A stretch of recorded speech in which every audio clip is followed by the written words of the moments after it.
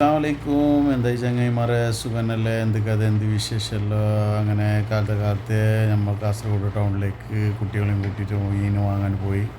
അങ്ങനെ കുട്ടികൾ ചെമ്മീൻ വേണമെന്ന് പറഞ്ഞ് അങ്ങനെ നല്ല ടൈഗർ ചെമ്മീൻ കിട്ടി. നമുക്ക് നല്ല വലിയ ബിരിയാണി വെക്കുന്ന ചെമ്മീനാണ് നമുക്ക് കിട്ടിയിട്ടുള്ളത്.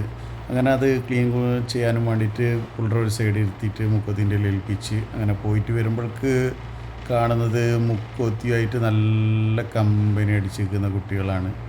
ഓക്കെ, മുക്കോത്തിക്ക് നല്ല ഹാപ്പിയായി. മുക്കോത്തി ചെമ്മീൻ തൊല്ലുന്നത് നോക്കി നല്ല ഇരുന്നിട്ട് മുക്കോത്തിനോട് കഥ പറയുകയാണ്.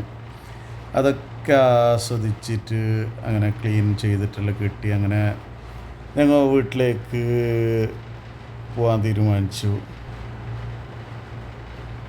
അങ്ങനെ വീട്ടിലേക്ക് എത്തി കേസ് അങ്ങനെ ഞാൻ തന്നെ ബിരിയാണി വെക്കാൻ ഉള്ള പരിപാടിയൊക്കെ തുടങ്ങി. മസാലയൊക്കെ പകുതിയിലായി. ഓക്കെ, അങ്ങനെ ചെമ്മീൻ ബിരിയാണി ആയതുകൊണ്ട് കുട്ടികളെല്ലാം ആകാംക്ഷയോടെ കാത്തിരിക്കുകയാണ്. ഞങ്ങൾക്കും വിശന്നു, കുട്ടികൾക്കും വിശന്നു. അങ്ങനെ പള്ളിക്കെല്ലാം പോയി വന്ന് ബിരിയാണി ദമ്മലൊക്കെ പൊട്ടിച്ചു. നല്ല എൻ്റെ ഒരു സ്റ്റൈലിലൊരു ഡെക്കറേഷൻ ചെയ്യലുണ്ട് ബിരിയാണി, അതെനിക്ക് ഭയങ്കര ഇഷ്ടമാണ്. ഓക്കെ, അതിൻ്റെ കൂടെ നല്ല നാടൻ ആപ്പിളും വെച്ച് കൊടുത്തു. പഴയ കല്യാണ വീടെല്ലാം ഓർമ്മപ്പെടുത്തുന്ന രീതിയിൽ നല്ലൊരു നെസ്റ്റോളജി. ഓക്കെ, ആപ്പിളും കൂടി കുട്ടികൾക്ക് നല്ല ഹാപ്പിയായി.